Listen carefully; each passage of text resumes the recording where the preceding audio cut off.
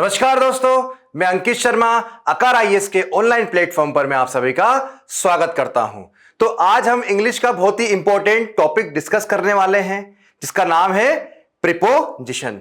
जैसे कि मैं आप सभी स्टूडेंट को बता दूं कि अगर कोई भी स्टूडेंट जो किसी भी कॉम्पिटिटिव की एग्जाम की तैयारी कर रहा है तो उसके लिए ये वाला टॉपिक बहुत ही ज्यादा इंपॉर्टेंट है, क्योंकि ऐसा कोई सा एग्जाम नहीं है जहां पे इंग्लिश आ रही है और प्रीपोजिशन टॉपिक नहीं आ रहा है। तो आज मैं आपको प्रीपोजिशन को कैसे जल्दी से याद करना है, चुटकियों में याद करना है, वो मैं बताने वाला हूं।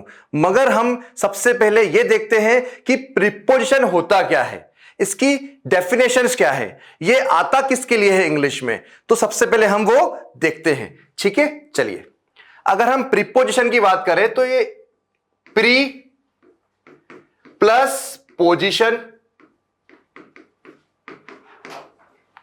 क्या है, इसको अगर हमने ब्रेक करते हैं प्रीपोजिशन को तो हम कैसे करते हैं, प्री धन position.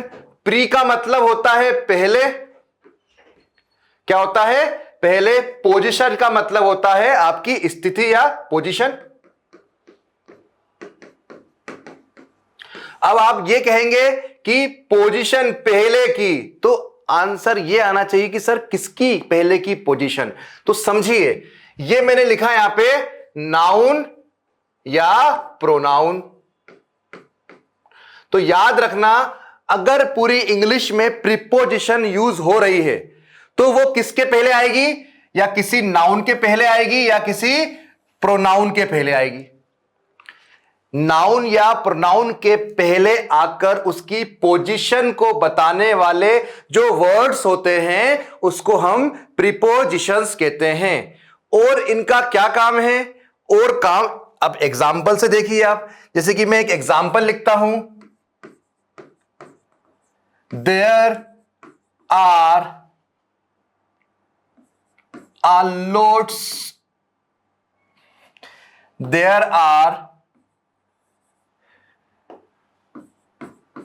loads of students in the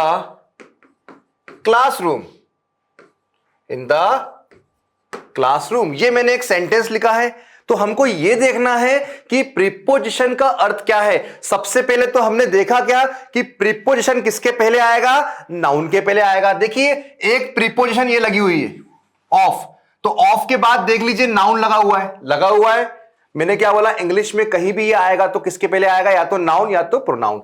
एक प्रीपोजिशन ये लगा हुआ है और इसके बाद भी देख लो नाउन लगी हुई है, क्लासरूम।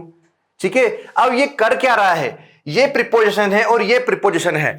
ये प्रीपोजिशन इस नाउन के पहले आकर इस नाउन को सेंटेंस के अदर जो भी वर्ड्स लिखे हुए हैं इनके साथ वो जोड़ देता है या कनेक्ट कर देता है।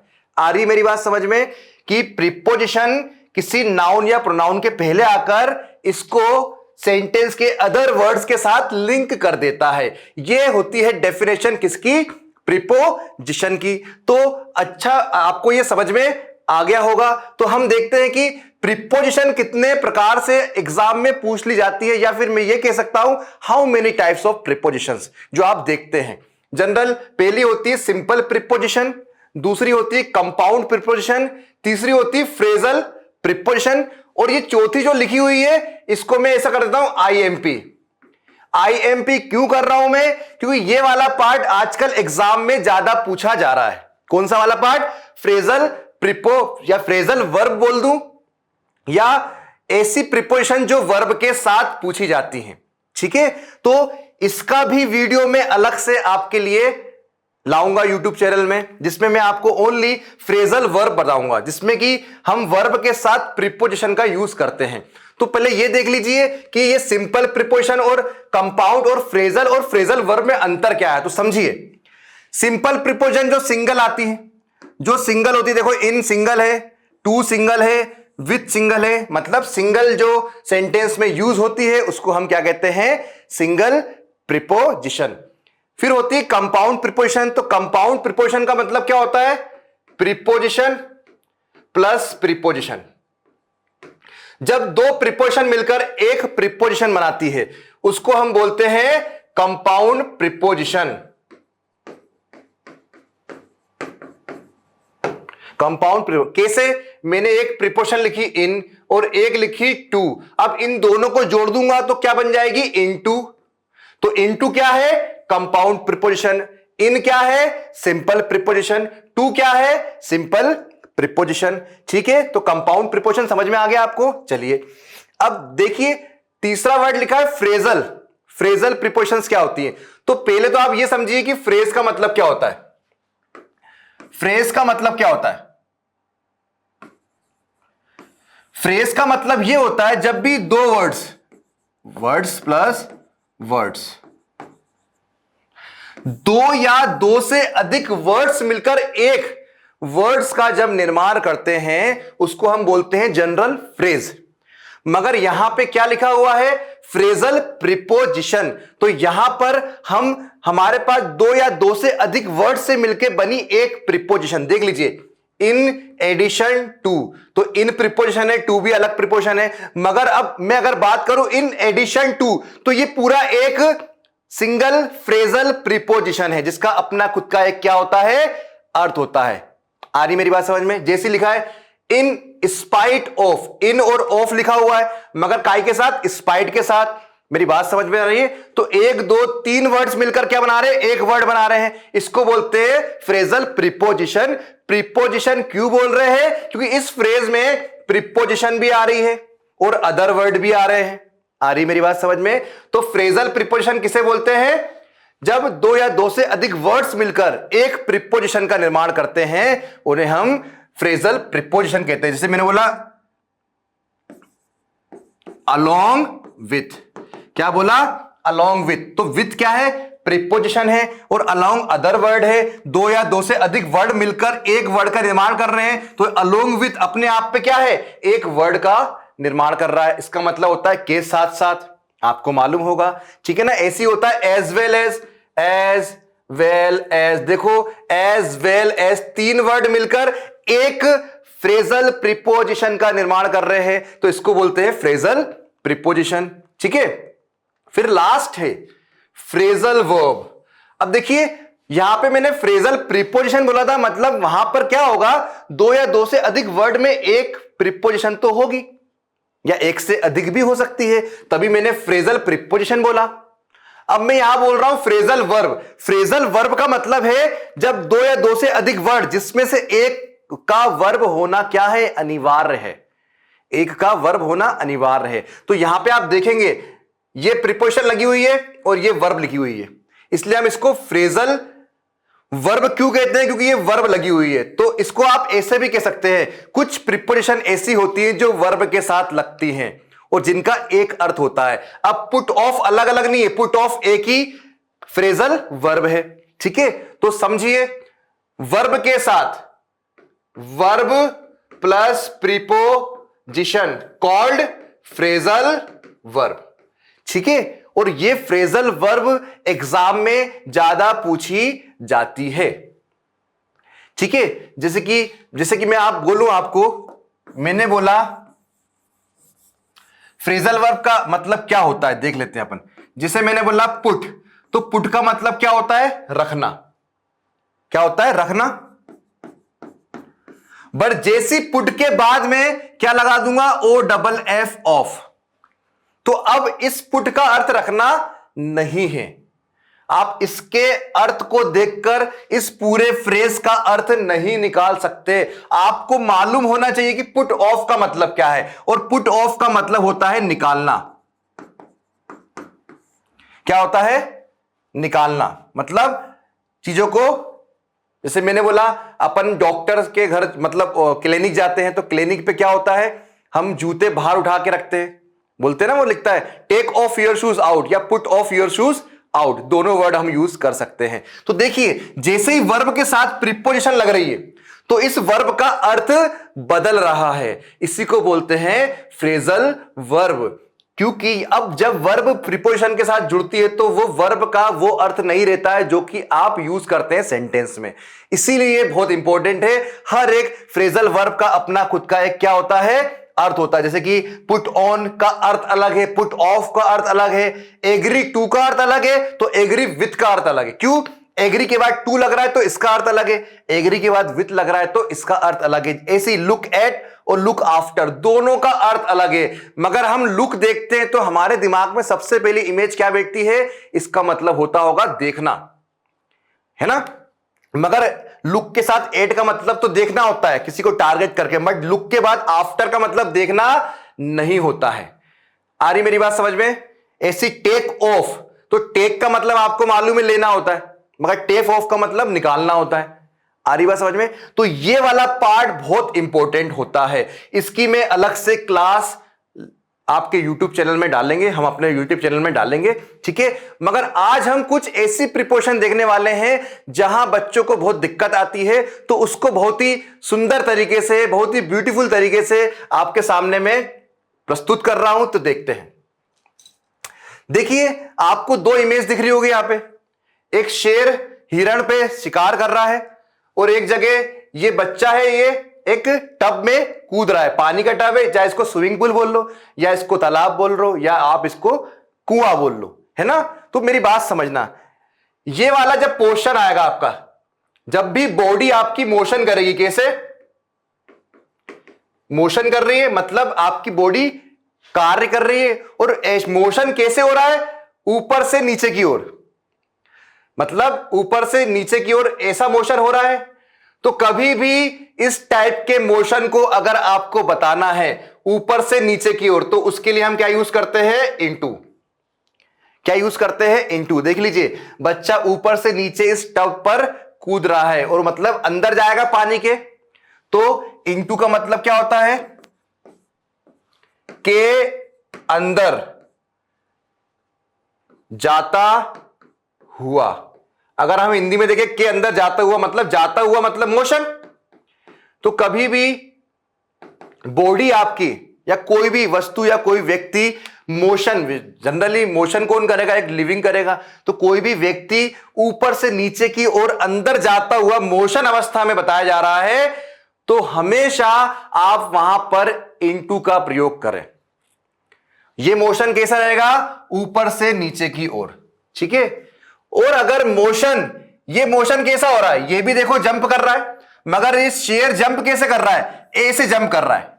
और ये लड़का जंप कैसे कर रहा है? ऐसे कर रहा है। तो ये जो मोशन हो रहा है, मोशन इस पे भी हो रहा है और इस पे भी हो रहा है। यहां पे शेर मोशन कर रहा है, जंप कर रहा है, उसके ऊपर शिकार कर रहा है, मगर ये मोशन ऊपर से नीचे की ओर हो रहा है और ये मोशन नीचे से ऊपर की ओर हो रहा है। या फिर हम ये भी कह सकते हैं, ये सरफेस था, ये सरफेस और ये सरफेस में अंतर है, मगर ये दोनों सेम सरफेस में है।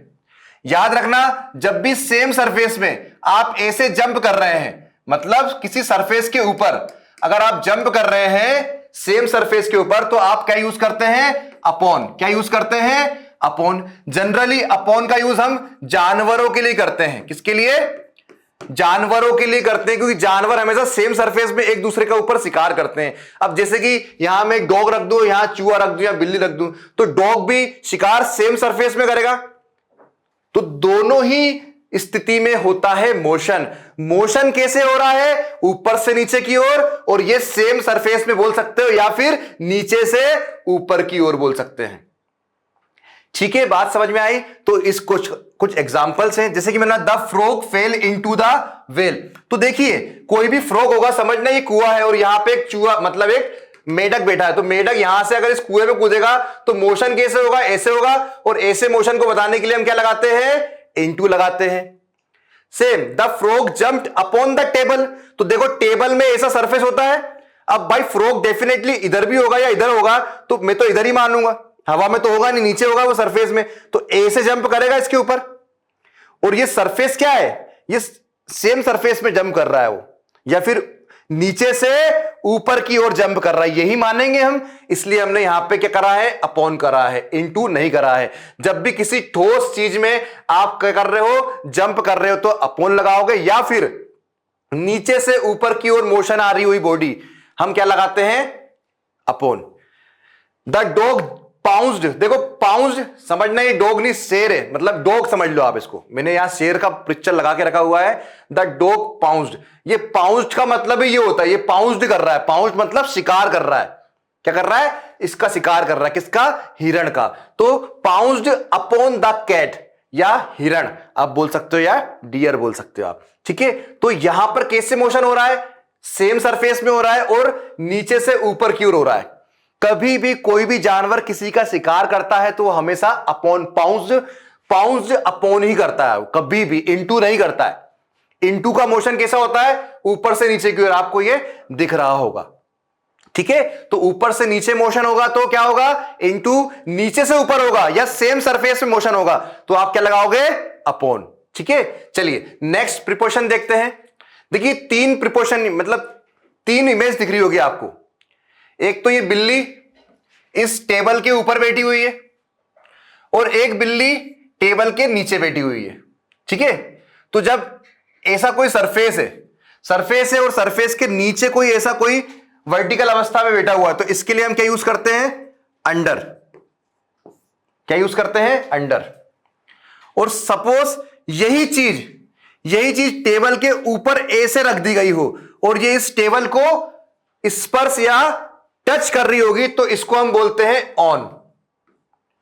और अगर इसी को अगर मैं ऐसे कर दूंगा, सेम सरफेस है मगर वो इस बिंदु को अगर मैं इस सरफेस से थोड़ा सा ऊपर कर दूंगा, इसको ये टच नहीं करेगा तो इसको बोलते हैं ओवर, क्या बोलते हैं, ओवर। तो ओवर ब्रिज का देखो मैंने एग्जांपल भी दिया है, जैसे ट्रेन की पटरी दिख रही होगी आपको, इसके ऊपर एक ब्रिज बना हुआ है, ब्रिज बना है, तो देखिए ट्रेन की पटरी के ऊपर जस्ट क्या एक ब्रिज बना हुआ है तो इसको हम बोलेंगे ओवर, क्योंकि जस्ट इसके ऊपर है और ये ब्रिज इसको टच नहीं कर रहा है। तो कभी भी कोई सरफेस के ऊपर की स्थिति बताना हो वर्टिकल और वो उस सरफेस को टच नहीं कर रही तो क्या होता है, ओवर का यूज करते हैं। और सेम चीज अगर नीचे के लिए बताओगे वर्टिकल में और वो इस सरफेस को टच नहीं करेगी तो हम क्या यूज करेंगे, अंडर। और अगर वो वस्तु या कोई व्यक्ति उस सरफेस को ऊपर में टच करने का सेंस देगा तो वो क्या होगा, ऑन होगा, ठीक है।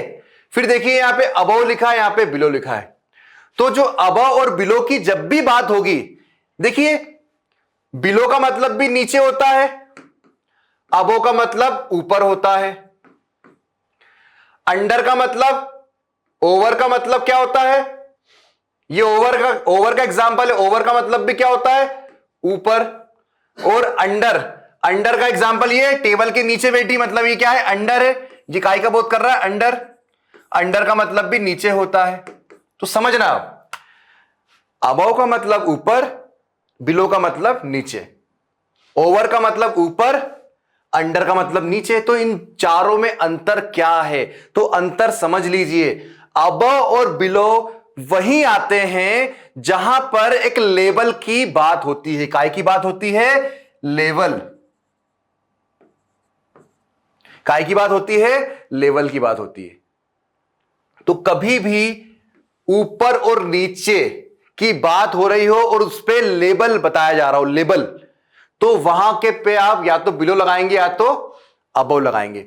और ओवर और अंडर में कभी भी लेबल की बात नहीं होती है, वो जनरली ऊपर की स्थिति और नीचे की स्थिति को बताते हैं। कैसी, वर्टिकल, ऐसे सीधे खड़े। अब इसमें कोई लेबल की बात नहीं होगी तो इसमें अगर मैं ऊपर की बात करूंगा तो ओवर और वो उस सरफेस को टच नहीं करेगा, और नीचे की बात करूंगा तो अंडर और वो इस सरफेस को, देखो लो ये कैट जो बैठी हुई है नीचे वाली, ये सरफेस को टच कर रही है इस वाले को नहीं, इसके नीचे, टेबल के नीचे, और टेबल को स्पर्श कर रही है क्या, नहीं कर रही, तो हम ये क्या करते हैं, अंडर। और यही कैट को अगर मैं ऊपर हैंगिंग अवस्था में बिठा दूंगा और इस टेबल पे नहीं बैठी होगी वो, तो इसको मैं बोलूंगा ओवर। जैसे कि example, the cat is sleeping under the table, ये देखो स्लीपिंग कर रही है अंडर द टेबल और ये टेबल को टच भी नहीं कर रही, तो हमने सही लगाया, अंडर बिल्कुल सही है। फिर लिखा है the fan is moving over our head, suppose मेरे सर के ऊपर फैन घूम रहा है तो एकदम वर्टिकल अवस्था बता रही है, सीधे अवस्था में, लंबवत अवस्था में ऊपर चल रहा है फैन, ठीक है।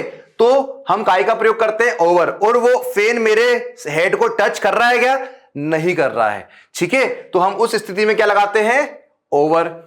The water is flowing above the danger level, अब देखिए ये इधर अब पानी जब भी बह रहा होगा, आपने देखा होगा अभी बरसात रेनी सीजन चल रहा है, तो न्यूज में आता है कि भैया जो गंगा नदी है वो अपने लेवल से, डेंजरस लेवल से ऊपर बह रही है, तो बहुत सारे गांव को हम क्या कर देते हैं, खाली करवा देते हैं। तो एक लेवल होता है उनका, नापते हैं उनको। तो कभी भी इस टाइप की हॉरिजॉन्टल चीजों को हमेशा हम क्या करते हैं, लेवल की बात करते हैं, काई में, हॉरिजॉन्टल में, ऐसे ये हॉरिजॉन्टल होता है।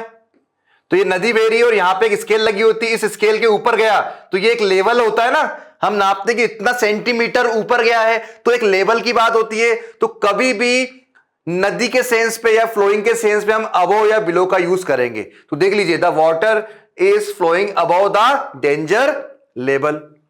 अमरनाथ केव इज, भाई अमरनाथ केव जो थी, अमरनाथ केव को भी तो नापा गया होगा, तभी तो उसकी फीट की लंबाई बता पाई है, 18,000 फीट है, वो 18,000 फीट ऊपर है। तो उसकी लंबाई कैसे नापते हो आप, ऊंचाई, ये समुद्र से, इससे नापते हो आप हर चीज की ऊंचाई।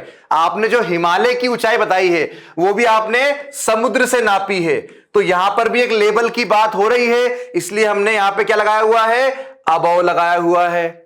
अब देखिए, Reena is below average in beauty, तो भाई सुंदरता की बात हो रही है, यहां पे लेवल की बात हो रही है। भाई इसका लेवल ज्यादा सुंदरता में तो ये हीरोइन बन गई है, इसका कम है तो ये हीरोइन नहीं बनी, नॉर्मल है। तो भाई जनरल एवरेज की बात होगी तो हम बिलो और अबो का यूज करते हैं। अबो लिख देंगे तो वो एवरेज से ऊपर ब्यूटी है, बिलो कर देंगे तो एवरेज से नीचे है, मतलब नॉर्मल है। एवरेज से भी नीचे है, मतलब थोड़ी सी वो है।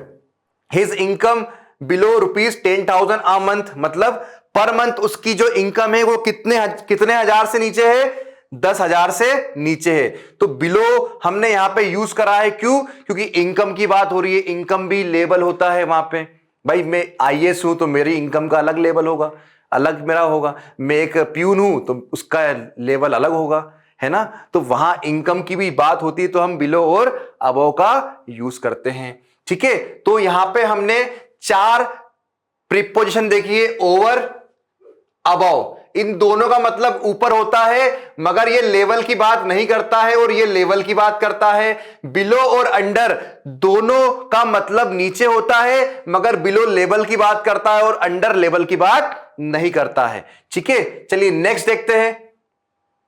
अब यहां पे इन और ऑन लिखा हुआ है, देखिए एक जोकर एक टेबल के ऊपर खड़ा हुआ है और वो जोकर उस टेबल को स्पर्श कर रहा है। अभी मैंने बताया था, जैसे कि आपने यहां देखा है, ये केट टेबल के ऊपर बैठी है और ये केट इसको क्या कर रही है, स्पर्श भी कर रही है, टेबल को स्पर्श कर रही है, टच कर रही है। तो इस टाइप की स्थिति को बताने के लिए हमेशा क्या यूज करते हैं हम, ऑन। ठीक है, या सपोज ये टेबल है, यहां पे कुछ पेन रखे हुए हैं, ऐसे कुछ पेन्स रखे हुए हैं, तो ये पेन टेबल के ऊपर रखे हुए हैं और ये पेन इस टेबल को स्पर्श भी कर रहे हैं। तो इस टाइप की स्थिति बताने के लिए हम क्या करते हैं, हमेशा ऑन करते हैं। अब देखो, वही जोकर इस बॉक्स के अंदर चले गया है, तो कभी भी अंदर की स्थिति को बताने के लिए, मतलब एनक्लोज्ड स्थिति को बताने के लिए हम क्या यूज करते हैं, इन यूज करते हैं। जैसे कि ये बॉक्स है और इसके अंदर ये गोला रखा हुआ है, तो ये हमेशा क्या होगा, बॉक्स के अंदर होगा, स्टेबल है, मोशन नहीं बताता, ये स्टेबिलिटी बताता है कि ये बॉक्स के कहां है, अंदर। तो इसने क्या बनाई, एनक्लोज्ड कंडीशन को बताया है, मतलब अंदर की स्थिति को बताया है। ठीक है, तो जैसे कि लिखा है, the pen is on the table, तो टेबल के ऊपर क्या रखे हुए हैं, पेन, और ये पेन इस टेबल को टच भी कर रहे हैं, स्पर्श भी कर रहे हैं, इसलिए हमने ऑन लगाया है। All the students are in the classroom, तो क्लासरूम के अंदर हैं, मतलब वो चारों ओर से घिरे होंगे, वो क्लासरूम के अंदर होते हैं ना अपन, घिरे होते हैं चारों ओर से, एनक्लोज्ड कंडीशन दिखाई जाती है वहां पे, इसलिए हमने क्या लगाया है, इन लगाया है। और ऑन और इन को हम ऐसे भी देख सकते हैं, जब भी सेंटेंस में मंथ की बात होगी, जैसे मैंने बोला इन मार्च, तो हमेशा मंथ के पहले आपको क्या लगाना है, इन, या फिर मंथ भी लिखा होगा, इन दिस मंथ बोलते हैं ना अपन, इन दिस मंथ, तो इसके पहले भी हमने क्या लगाया, इन, मतलब महीनों के पहले हमें क्या लगाना है, इन। ईयर मतलब साल के पहले भी आप क्या लगाते हो, इन लगाते हो। या मैंने बोल दी इन 2005, भाई यहां पे साल लिख दूं या फिर ईयर लिख दूं, ऐसे ईयर खुद भी लिख दूंगा तो इन दिस ईयर बोलते हैं अपन, इन दिस ईयर। तो ईयर मतलब साल के पहले भी आप क्या लगाते हैं, इन लगाते हैं। सेंचुरी मैंने बोला इन 90th सेंचुरी या फिर मैं इन दिस सेंचुरी, दोनों वर्ड यूज करता हूं। तो सेंचुरी के पहले, सेंचुरी का मतलब होता है सदी, सदियों के पहले भी हम क्या लगाते हैं, इन लगाते हैं। वेदर, जैसे मैंने बोला स्प्रिंग वेदर चल रहा है, आपका विंटर चल रहा है, विंटर मतलब ठंडी, तो ये वेदर के नाम है, इनके पहले भी आप क्या लगाएंगे, इन लगाएंगे। तो कभी भी सेंटेंस में मंथ, साल, सेंचुरी, वेदर का जिक्र हो रहा हो तो आप इन सब के पहले इन प्रीपोजिशन का यूज कर सकते हैं। ऐसे ही ओन भी लिखा हुआ है यहां पे। कभी भी आप डेट की बात करते हैं, दिवस, तो हम क्या लगाते हैं, ओन लगाते हैं। और कभी डे की बात कर रहे हैं, जैसे मैंने बोला मंडे, क्या बोला, मंडे, तो मंडे एक डे का बोध करा रहा है, तो मंडे के पहले क्या लगाएंगे, हम ओन लगाएंगे। ऐसी डेट मैंने बोला 25 अगस्त, क्या बोला, 25 अगस्त, तो 25 अगस्त के पहले भी क्या लगाऊंगा, ओन। क्यों, क्योंकि ये 25 क्या है, डेट है, दिवस है। आ रही बात समझ में। जैसे कि हम अपना डेट ऑफ बर्थ बोलते हैं, जैसे महात्मा गांधी बोलते हैं, Mahatma Gandhi was born on 2 अक्टूबर इन 1869, तो ईयर के लिए मैंने क्या लगा दिया, इन, और डेट के लिए मैंने क्या लगा दिया, ओन लगा दिया। तो ये चीज से भी आप कहीं भी आ रहे हैं, ये इनके पहले ये प्रीपोजिशन ही लगती है। ठीक है, चलिए नेक्स्ट देखते हैं। इन दो डायग्राम से आपको समझ में आ रहा होगा। देखिए ये एक ब्रिज बना हुआ है और ये है एक पानी, रिवर है, और ये एक सड़क है, और सड़क के इस पार क्या है, थिएटर या मंदिर है, कुछ भी ले लो, मंदिर लिख देते हैं। और यहां पर मेरा घर है, यहां पर मेरा घर है। तो समझना मेरी बात, जब मुझे बोलना हो कि सड़क के इस पार या उस पार, उस पार, उस तरफ, उस पार या उस तरफ की अगर बात करेंगे तो हम काय का प्रयोग करते हैं, अक्रॉस का यूज करते हैं, काय का अक्रॉस का यूज करते हैं। तो on the another side, on the another side, on the another side मतलब दूसरी तरफ, मतलब किसके, जैसे मैंने बोला रोड के उस पार मेरा घर है, रोड के उस पार मेरा घर है। इस टाइप के सेंटेंस को बोलने के लिए हम काय का प्रयोग करते हैं, अक्रॉस का। अक्रॉस का एक और तरीके से यूज करते हैं, जैसे कि मैंने बोला ये ब्रिज पानी के यहां से लेकर ब्रिज यहां तक बना है, मतलब अगर बोथ साइड की बात भी अगर हो रही है, बोथ साइड मतलब इस पार से लेकर उस पार तक, तो अक्रॉस का एक मीनिंग क्या निकलता है, इस पार से लेकर उस पार तक। ठीक है, तो इस टाइप की स्थिति को बताने के लिए भी आप काय का प्रयोग कर सकते हैं, अक्रॉस का यूज कर सकते हैं। एग्जाम्पल देखते हैं, my brother lives across the river. River मतलब सपोज ये रिवर है, रिवर के उस पार मेरा ब्रदर रहता है, ऐसे मुझे बोलना है। तो उस पार, तो उस पार के लिए हम क्या यूज करते हैं, अक्रॉस। तो हमने क्या बोला, नदी के इस पार मेरा भाई रहता है। फिर लिखा है the dog swam across the canal. Canal मतलब होता है नहर, तो नहर में कुत्ता यहां से लेकर यहां तक क्या कर रहा है, स्विंग कर रहा है, मतलब दोनों साइड की बात हो रही है। भाई कैनल अक्रॉस लगा हुआ है और यहां क्या कर रहा है, वो स्विमिंग कर रहा है, वो स्वयं स्विमिंग की सेकेंड फॉर्म है। तो डॉग ने कैनल के इस पार से लेकर इस पार तक क्या किया, स्विमिंग किया है, ये बोलना चाह रहा है। तो दोनों साइड की बात भी अगर होगी, इस पार से लेकर उस पार की, तब भी हम अक्रॉस यूज करेंगे। और अगर ओनली एक साइड बताना हो हमको कि इसके उस पार क्या है, कोई भी वस्तु है या कोई भी पर्सन खड़ा है, तब भी हम अक्रॉस का यूज करते हैं। मगर एक सेंटेंस और लिखा है मैंने यहां पे ज्यादातर बच्चे गलतियां करते हैं, तो अब गलती मत करना। एक वर्ड लिखा हुआ है कम अक्रॉस। अब कम होती है वर्ब, और अक्रॉस आप मालूम है प्रीपोजिशन, ये होती है वर्ब, और वर्ब के साथ प्रीपोजिशन अगर बन जाती तो उसको हम क्या कहते हैं, फ्रेजल वर्ब कहते हैं। तो याद रखना यहां पे क्रॉस का मतलब, अक्रॉस का मतलब इस पार से लेकर उस पार तक नहीं है। यहां पे अक्रॉस का मतलब है ये दोनों को आप लेंगे, इसका अर्थ लेंगे। कम अक्रोस का मतलब होता है अचानक मुलाकात, अचानक किसी से मिलना, अचानक किसी से मुलाकात। Suppose when I was going to school I came across Reena. मैं स्कूल जा रहा था, सडनली कौन आ गई? रीना। मतलब अचानक किससे मुलाकात हो गई? जब भी किसी व्यक्ति पर्सन से आप सडनली मिल जाते हो, एकदम टकरा जाते हो बीच रास्ते में, उसके लिए हम कौन सी फ्रेज यूज करते हैं? Come across. बहुत बार एग्जाम में पूछी गई है कम अक्रॉस। एक्चुअली बच्चा कम अक्रॉस ना पढ़ के ओनली अक्रॉस देखता है वो। तो कम अक्रॉस पूरा एक वर्ड है जिसको हम बोलते हैं फ्रेजल वर्ब, जिसका मतलब होता है किसी से अचानक मुलाकात हो जाना। ठीक है, सपोज आप किसी होटल में गए हैं, होटल में आपका दोस्त भी उसी होटल में आ गया है और आप बोलोगे अरे वाह यार तू यहां कैसे? वो भी क्या बोलेगा? अरे वाह यार तू यहां कैसे? तो सडनली आप दोनों मिल गए, तो उस स्थिति को बताने के लिए आप क्या यूज करते हैं? Come across. तो आपको इन डायग्राम के माध्यम से मैंने कुछ प्रीपोजिशन बताई है। तो आई होप आपको ये प्रीपोजिशन इन डायग्राम के माध्यम से बहुत ही जल्दी याद हो जाएगी। और अगर आपको ये प्रीपोजिशन याद हो रही है और आपको ये वीडियो अच्छा लग रहा है तो आप इस वीडियो को लाइक करें और सब्सक्राइब करें। ऐसे ही वीडियो मैं आपके लिए आगे भी बनाता रहूंगा। तो आज के लिए थैंक यू वेरी मच। जय हिंद और बने रहिए आकार के ऑनलाइन प्लेटफॉर्म के साथ।